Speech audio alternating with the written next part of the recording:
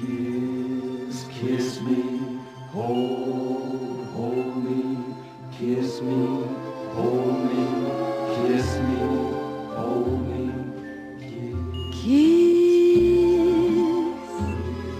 Kiss me, say you will. Miss me, kiss me, love, with heavenly affection.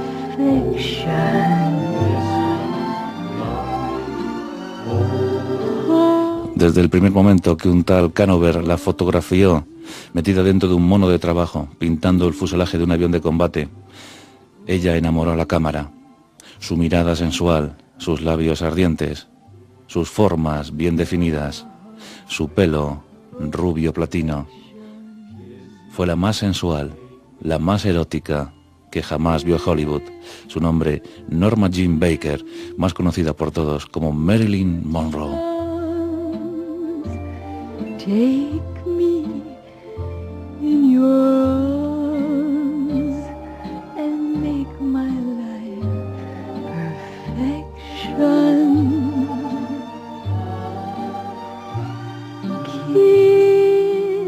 Una historia glamurosa, pero también trágica, porque Norma Jean siempre fue calificada de tontita, de objeto, de cosa, a veces inanimada. La llamaron reloj de arena, la llamaron de tantas maneras, y ella no se identificó nunca con esas historias. Al final sí, y lo contaremos. Norma Jean Baker nació en Los Ángeles el 1 de junio de 1926, en la Norteamérica predepresiva, y a fe que lo pasó muy mal. No conoció a su padre, y a su madre la conoció a los 7 años.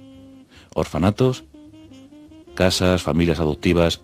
Dicen que la madre pasaba $5 a esas familias y utilizaban a Norma Jean como casi una sirvienta, una moderna Cenicienta del siglo XX.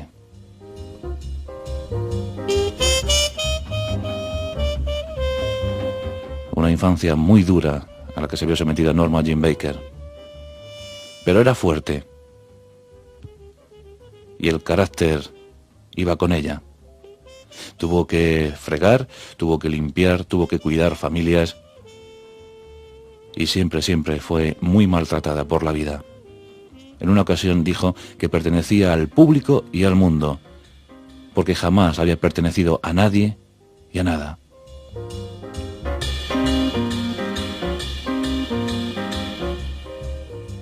Norma Jean Baker siempre guardó una extraña obsesión por las bañeras, por el baño. Y la sencilla razón es la que vamos a explicar. En una familia muy numerosa, de 7 miembros, ella era por supuesto la última, era adoptada, su madre pasaba $5 por su manutención, y el agua en aquella Norteamérica de los años 30 pues escaseaba, era un bien escaso, era muy cara. Por tanto se llenaba la bañera y allí se bañaba toda la familia. La última siempre en bañarse era Norma Jean. Agua sucia, utilizada por todos los demás. Cuando fue estrella, cuando fue famosa, se pasaba horas enteras metida en la bañera, disfrutando de agua limpia, su agua, la que ella había pagado. Extrañas historias de infancia.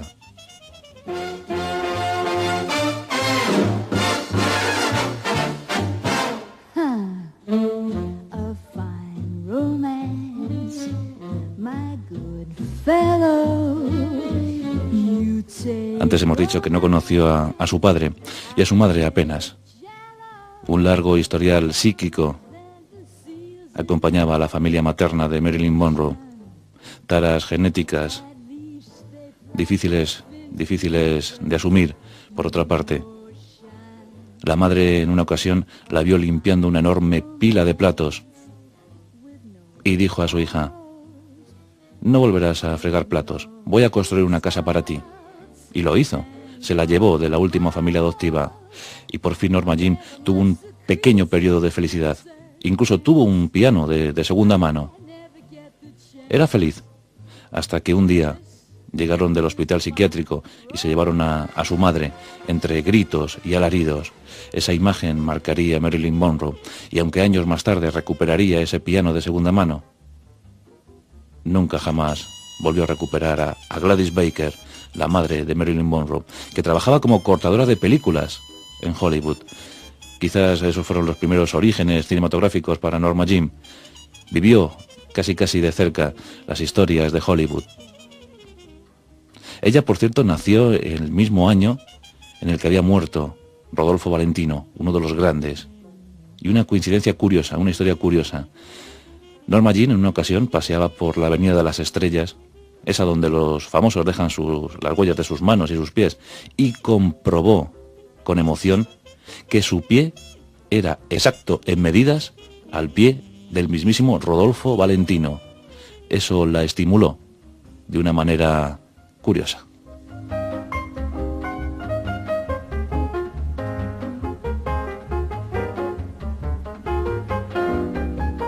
Antes de que su madre la sacara de la última casa adoptiva, tuvo un trágico encuentro con el sexo.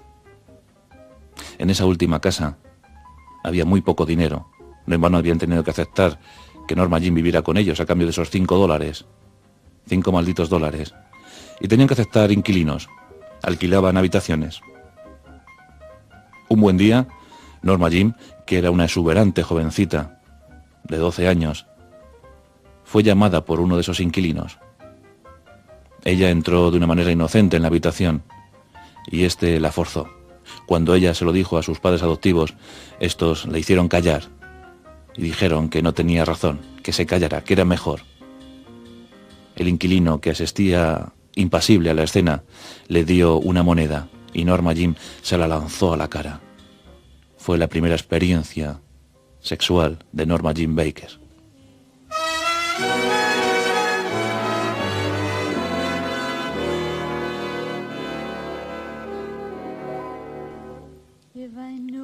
Después de la violación, pues Norma Jean tenía que formarse, tenía que instruirse y por tanto iba a ir al colegio, fue al colegio.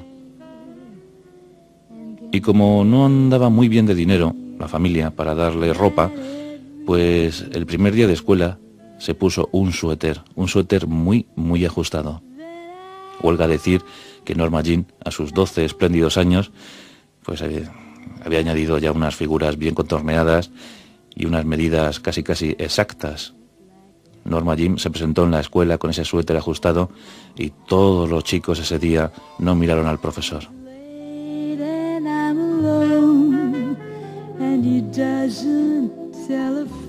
Ella se llevó muy mal con el sexo, muy mal. Decía siempre que el mejor amante es ese que es capaz de acariciarte el pelo, mirarte a la cara y hacerte estremecer. Solo con eso se podía considerar un buen amante.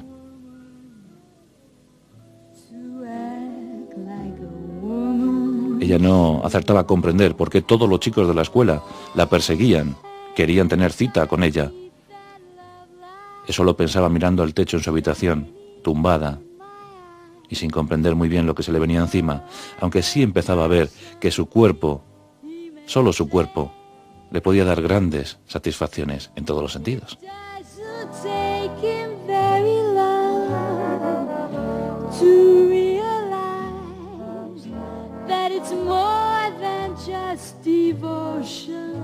También hay que decir que Norma Jean Baker estaba muy unida a su tía Grace.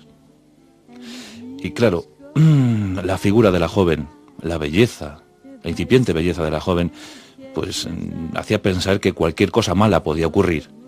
Además, el asunto de la violación, había que buscar un apaño para Norma Jean. Y se fijaron en un jovencito del barrio. Su nombre es Jean Dougherty. Concertaron una cita, los jóvenes se vieron, pasearon y no se parecieron mal. Se gustaron. Por tanto, en 1942, cuando Norma Jean acababa de cumplir 16 años, se casaron. Él tenía 19.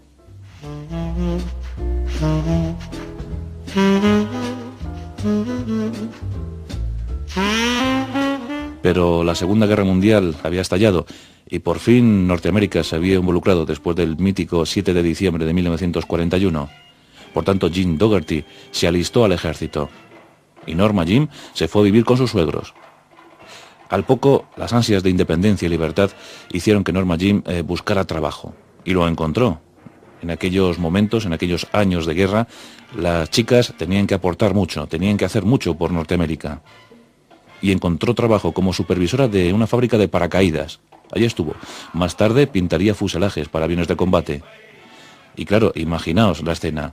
Norma Jean Baker, más tarde Marilyn Monroe, pintando fuselajes de avión, embutida en un mono de trabajo. No me extraña que aquellos aviones ganaran la guerra.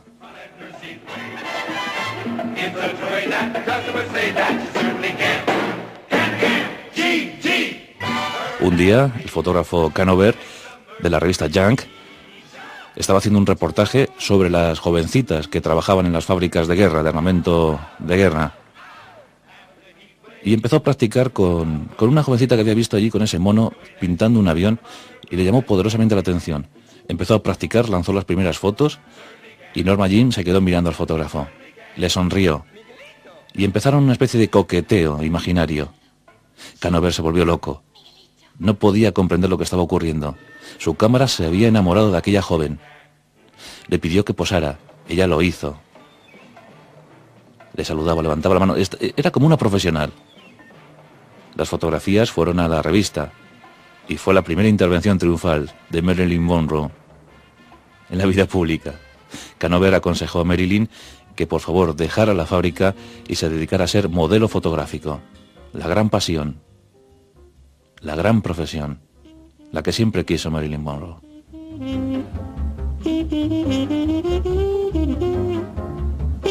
Estamos en el año 1945, termina la guerra y Norma Jean ya no hace migas con Dougherty. Miss Dougherty deja de ser Miss Dougherty y vuelve a ser Norma Jean Baker. Consigue el divorcio en 1946 en Reno. Esas fotos hechas por Canover empiezan a hacer furor. Cuentan que un multimillonario llamado Howard Hughes, nada más y nada menos, había sufrido un accidente de aviación, estaba en el hospital y vio la foto de Marilyn, la foto de Norma Jean. Rápidamente se convulsionó en su cama, agitó la revista y dijo: «Quiero a esta chica, que la contraten».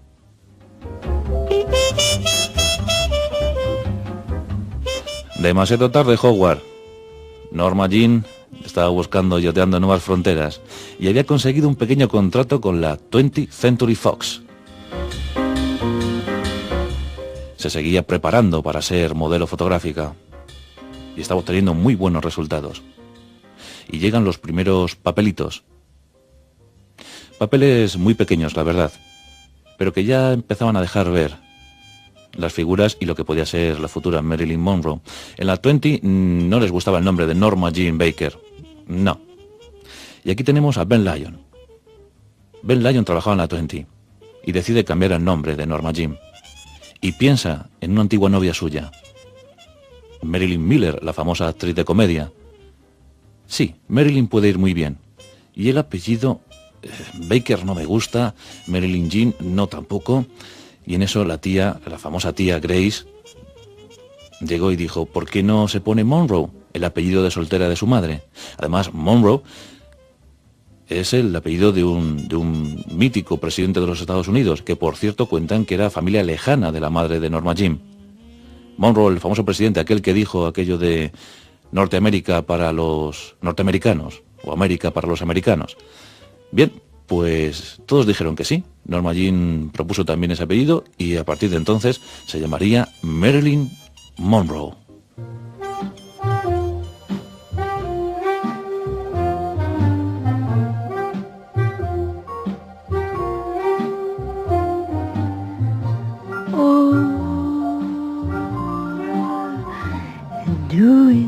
El primer papelito fue en la película Scudder High.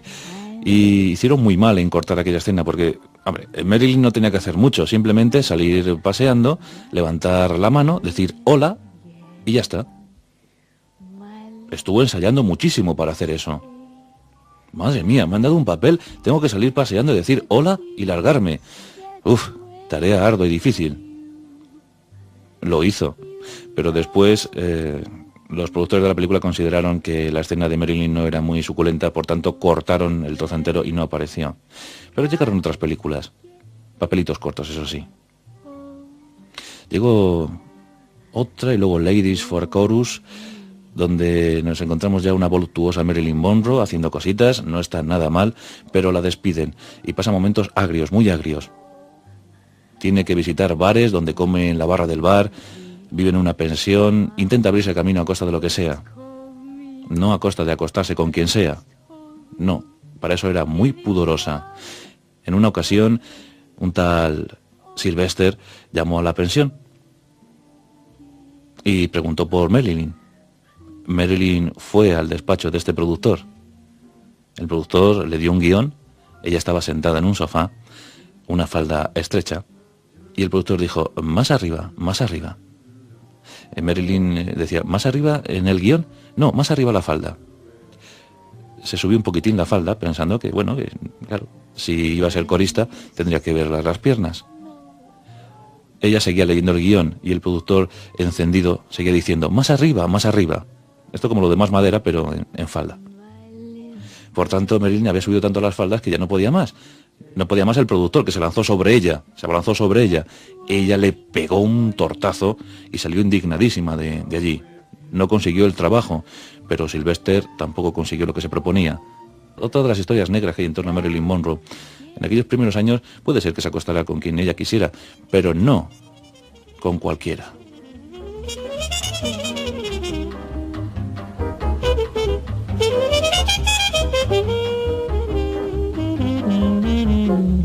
Después de esas primeras 3 intervenciones, llega una gran oportunidad para Marilyn Monroe.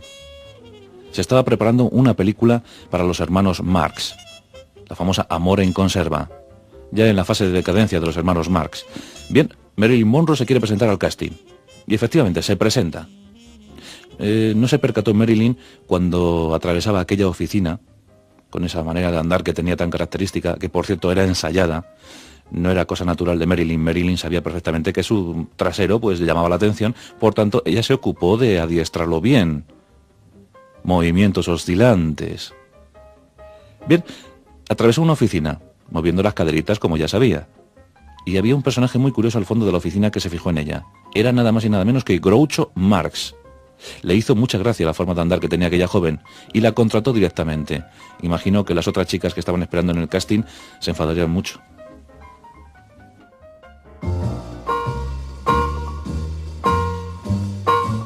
Era el año 1949. He's not so good in a crowd, but when you get him alone, you'd be surprised. He isn't much at a dance, but then when he takes you home. El año 1949 también marcó de alguna manera la trayectoria, la carrera profesional de Marilyn Monroe, porque se vio muy mal, agobiada por las deudas. Ella había comprado un coche a letras y no podía seguir pagándolo. Hollywood no estaba muy espléndido aquellos días. Lo cierto es que tuvo que empeñar ese coche. Y para poder recuperarlo, se prestó a posar desnuda para un fotógrafo. La única vez, al parecer, que posó desnuda. Unas fotos que luego acarrearían muchas consecuencias, aunque de hecho la hicieron famosa. Cobró $50. Con esos $50 sacó el coche de la casa de empeño y pudo seguir tirando un tiempo más. Ella dijo que no le había quedado más remedio. Luego veremos qué pasó en el año 52 cuando se descubrieron esas fotos.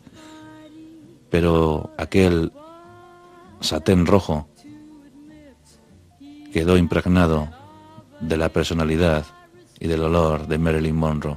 Por cierto, ¿utilizaría ya quizás el Coco Chanel? ¿El Chanel número 5?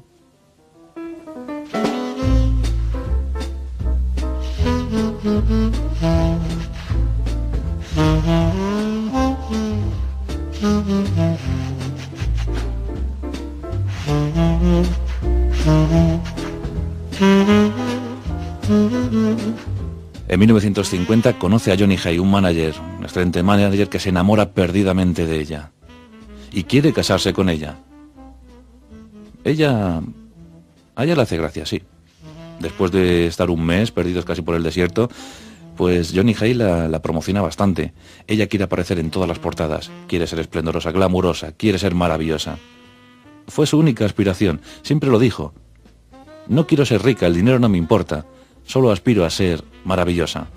Johnny High quiere estar con ella y la introduce en el mundillo de Hollywood. En el año 1950 se producen muchas películas, algunas de ellas célebres. Jungla de asfalto, allí aparece Marilyn Monroe. Eva al desnudo, también está ahí. Eva al desnudo, que conseguiría 6 Oscars. Bette Davis. Yo creo que fue la primera película donde Marilyn se codeó con las estrellas y disfrutó de lo lindo. Lo pasó en grande. Aprendió muchísimo, muchísimo en Eva al desnudo. Hay una anécdota muy curiosa con John Huston, el director de Jungla de asfalto. Dudaba sobre la contratación de Marilyn Monroe, pero la vio ensayar su papelito, un papelito que tenía que hacer muy, muy divertido, encima de un sofá, y vio como Marilyn Monroe estaba tumbada en el suelo, ensayando el papel. Le preguntó que qué hacía tumbada en el suelo y dice, no, es que mi papel es tumbada en el sofá, tengo que ensayarlo así, es la única manera de aprenderlo. A John Huston le hizo mucha gracia y por eso dijo sí a Marilyn Monroe. The French are glad to die for love. They delight in fighting duels. But I prefer a man who lives and gives. Lo cierto es que debido a estas apariciones se iba haciendo cada vez más popular. Y por cierto, había estallado la guerra en Corea. Y claro, las grandes productoras de cine necesitaban jovencitas, necesitaban estereotipos, necesitaban sex symbol que pudieran dar una imagen pues favorable, estética de Estados Unidos en esos momentos. Y dieron vía libre para que se contratara a Marilyn Monroe, para que le dieran papeles cercanos a sus posibilidades y a su presumible escaso talento.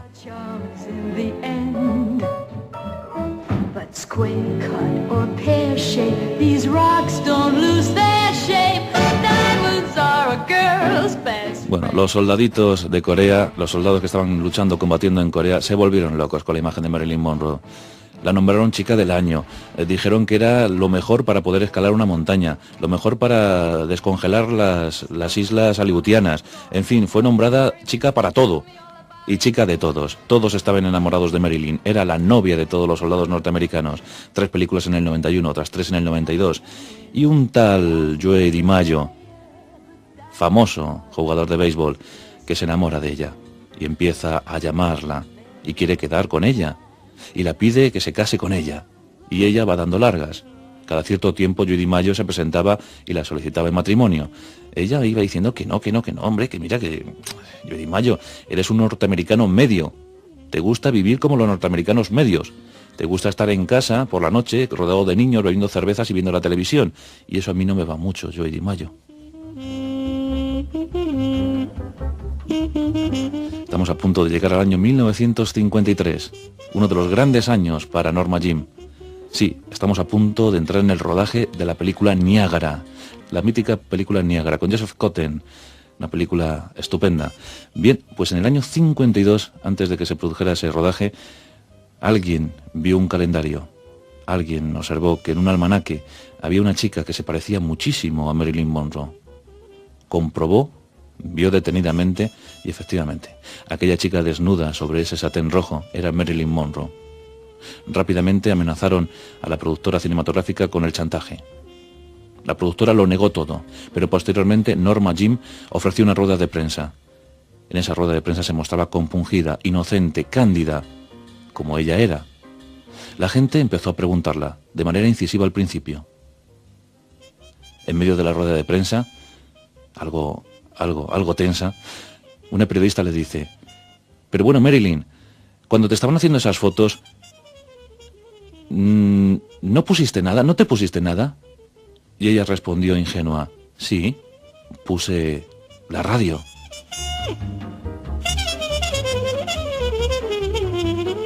Y al decir me puse la radio, pues la gente empezó a aplaudir, se rieron todos, empezaron a hablar de su pasado como huérfana casi, su pasado doloroso y doliente, y fue un impulso definitivo para Marilyn Monroe. Se hizo famosísima, comprendieron, los norteamericanos tan pudorosos, tan ellos, comprendieron, y Niágara llegó, y Niágara fue un éxito. Pero llegaron más. Estamos en Canadá. Otto Preminger está dirigiendo Río sin retorno, junto a Robert Mitchum. Un western, un pretendido western. Marilyn Monroe está excelente, está bellísima, está sin duda en su mejor momento. Pero no se iba bien ni con los actores ni con el director. Odiaba aquel rodaje. Lo estaba pasando muy mal, francamente mal. Ya empezaban sus problemas con el entorno, con el ambiente que la rodeaba. Se sentía incomprendida. Se sabía inculta. Quería mejorar a toda costa. Buscaba dar clases de interpretación. Quería leer todo lo que cogiera en sus manos. Dostoyevsky era uno de sus clásicos favoritos. Fijaos, Dostoyevsky, que siempre ha tratado al antihéroe, la muerte, la tragedia. Freud era otro de sus predilectos. Lo leía todo, pero la gente no quiso comprender, no quiso aceptar. Llamó llorando a Joe DiMaggio y le dijo: ven a recuperarme, ven a cogerme. Ella había sufrido un esguince, había tenido problemas con los ligamentos y Joe DiMaggio se presentó allí. La cogió y se volvieron. El 17 de enero de 1954, después de haber rodado Río sin retorno, estamos escuchando la música, por cierto, de Río sin retorno, se casaron Joe DiMaggio y Marilyn Monroe. Todo un acontecimiento.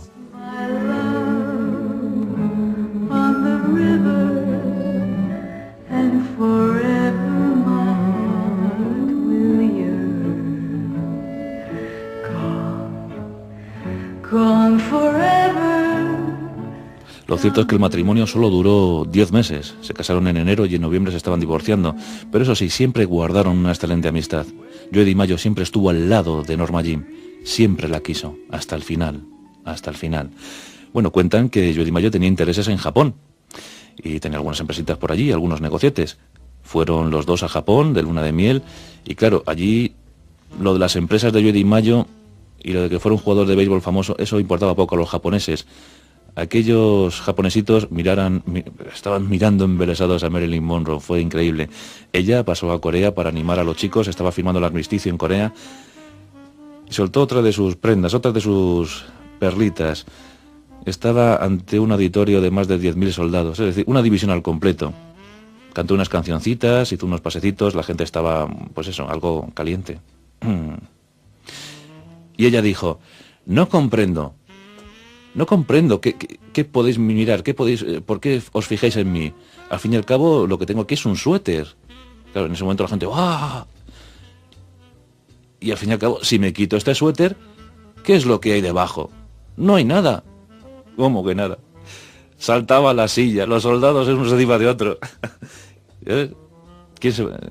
¿Alguien se imagina lo que podía haber debajo del suéter de Marilyn Monroe?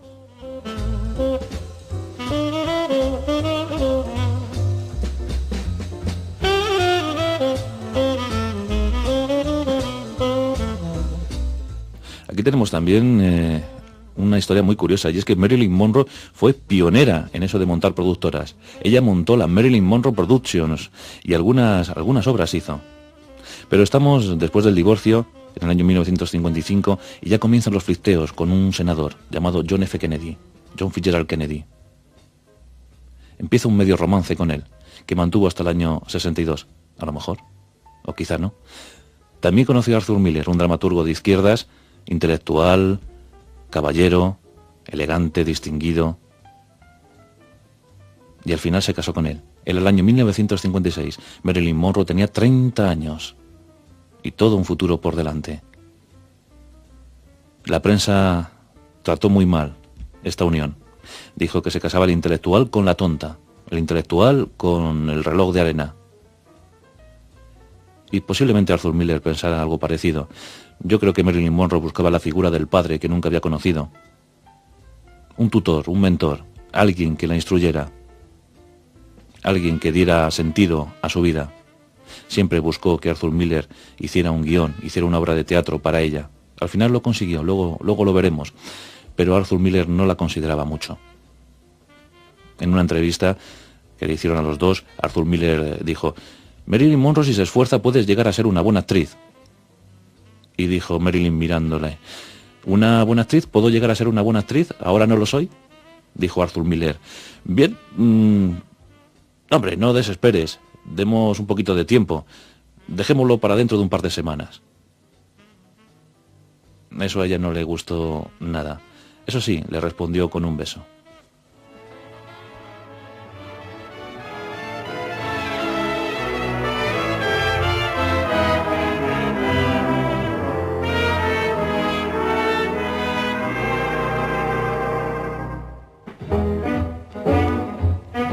Marilyn Monroe vivió permanentemente acomplejada por su falta de formación y cultura. Buscó clases y las obtuvo, consiguió clases de Lee y Paula Strasberg, conocidos en el mundillo. Siempre estuvo con ellos. Paula, sobre todo, la acompañaba en algunas películas y la orientaba, la asesoraba sobre lo que debía hacer. Quería siempre estar a la última. Buscaba vestidos estupendos, maravillosos. Hacía gimnasia. Bien. Y llegó el momento de enfrentarse al que dicen fue el mejor actor del mundo, Sir Laurence Olivier. Nada más y nada menos. Tenemos que visitar el Reino Unido. Y allí, una película. ¿Y qué película?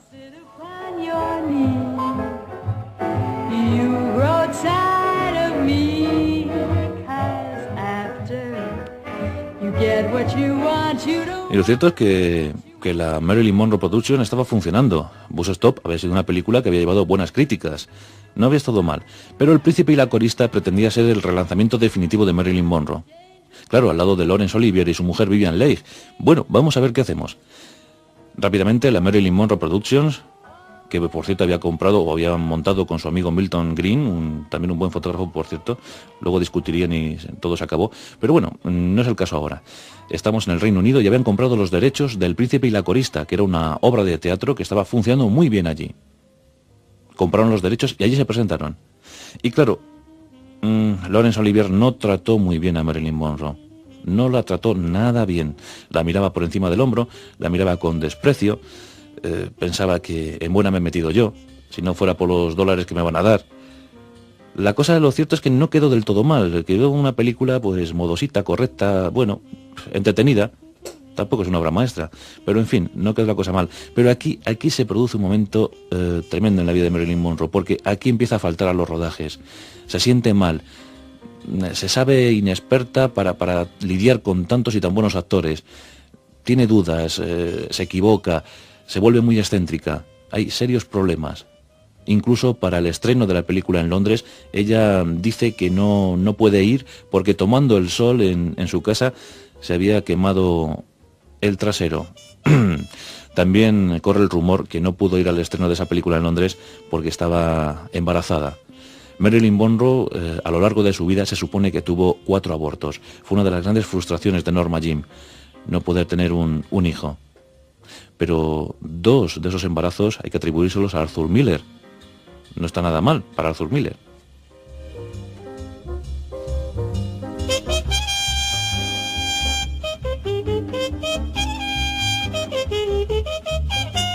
La fama de Marilyn Monroe iba decayendo.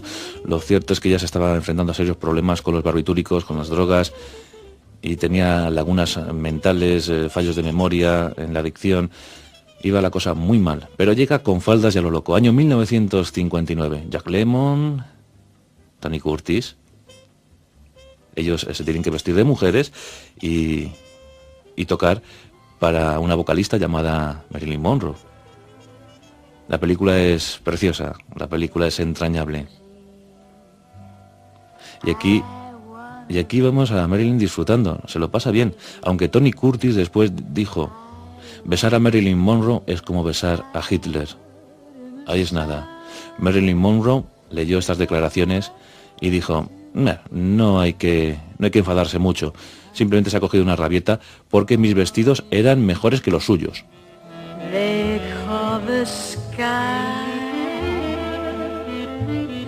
stretching and yawning, and let the world Bueno, lo cierto es que las películas, aunque eran criticadas, no estaban nada mal. Luego incluso se han convertido en clásicos. Billy Wilder estuvo con Marilyn Monroe en 2 ocasiones, aunque luego también él se confesaba diciendo: yo tengo la suerte de decir que he podido sobrevivir a 2 rodajes con Marilyn Monroe. ¿Tan insoportable era? Pues realmente sí.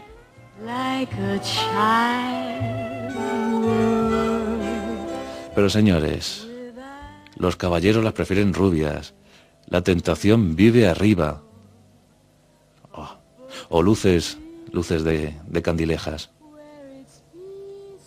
Bueno, en luces de candilejas quizás un poco provocadora sí que era. Dicen que Joe DiMaggio, que entonces era todavía su marido, miró las escenas horrorizado. Dijo: qué barbaridad, pero bueno, mi mujer es capaz de hacer esto, yo quiero retirarla. Pero es que lo que está haciendo es retirar a la población masculina norteamericana.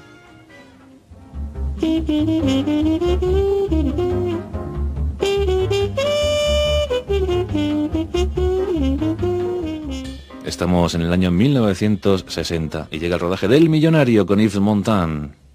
Y creo que hay un romance, sí, hay un romance entre ellos. Aunque sus respectivas parejas les perdonan, nada volvería a ser lo mismo. Y se produce casi la ruptura. Pero llega el guión, llega el famoso guión de Arthur Miller para Marilyn Monroe. Vidas rebeldes. La última película de Marilyn Monroe. La última película que pudo rodar al completo, claro.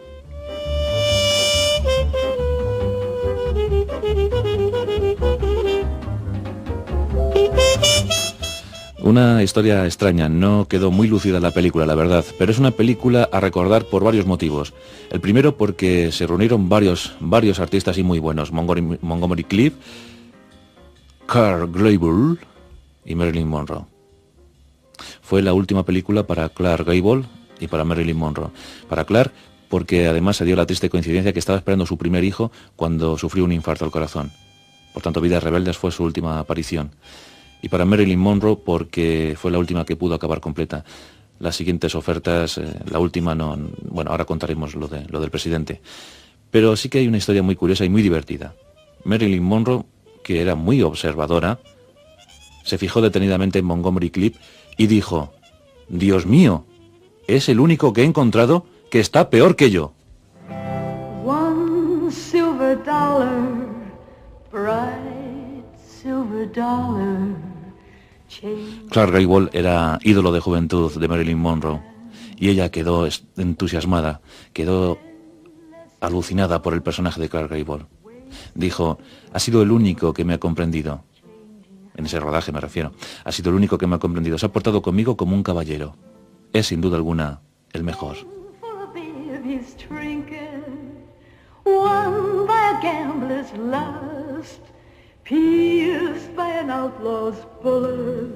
Noviembre del 60. Noviembre fue un mal mes para Norma Jean. Recordemos que se divorció en el 54, en noviembre, de Joe DiMaggio, y en noviembre del 60 se divorcia de Arthur Miller. Y lo pasa muy mal. Un médico, utilizando malas artes, la interna en un psiquiátrico. Dice que es una clínica para que ella se recupere de la fuerte depresión a la que se había sometida, demasiados barbitúricos. Ella se da cuenta, porque no era tonta, se da cuenta de que la han internado en un psiquiátrico y llama corriendo a Joe DiMaggio, quizás uno de sus pocos amigos verdaderos. Llama corriendo a Joe DiMaggio y este va por ella. Hay una historia casi de comedieta, porque Joe DiMaggio entra en el hospital psiquiátrico, la coge y se la lleva por la puerta de atrás. Una historia hermosa. Él siempre estuvo a su lado hasta el final.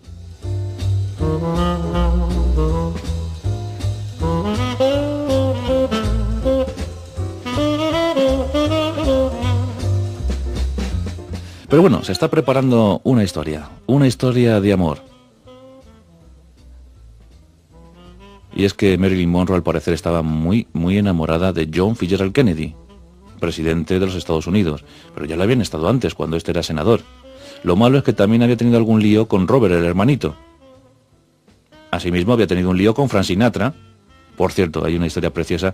Cuentan que Marilyn Monroe, en los rodajes, para relajarse, exigía que en su camerino, y más bien repartido por todo el escenario, exigía flores, exigía champán y sobre todo exigía la voz de Frank Sinatra.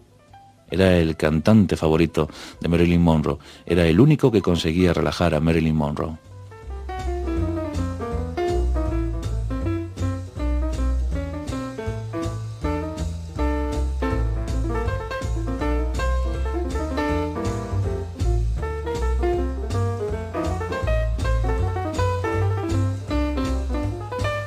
En el 62, Something Got to Give, la última intervención de Marilyn Monroe, la última película, inacabada por cierto, porque estamos en marzo de 1962 y Marilyn Monroe tiene una cita ineludible con 20.000 personas y un señor. Mr. President, Marilyn Monroe.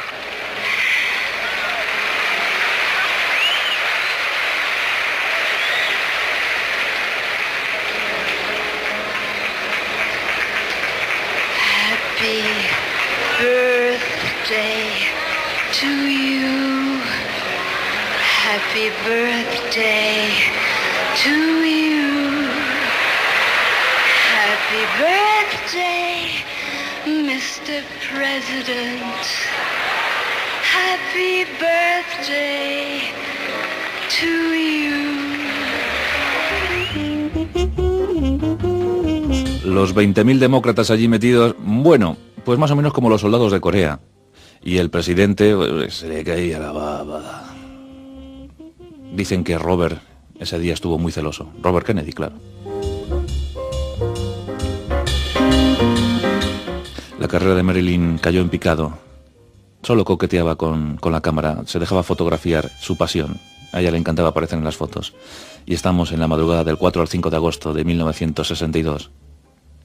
Una dosis muy fuerte de barbitúricos acaba con la vida de Norma Jean Baker.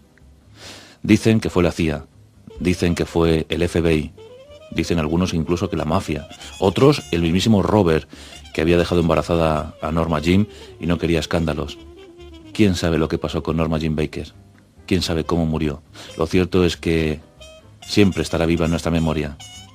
Murió con 36 años, pero lo dio todo por el espectáculo. Alfred Hitchcock dijo que solo había tres actrices genuinamente femeninas. Y esas tres actrices eran Ingrid Bergman, Elizabeth Taylor y por supuesto Marilyn Monroe. Lo dijo Hitchcock.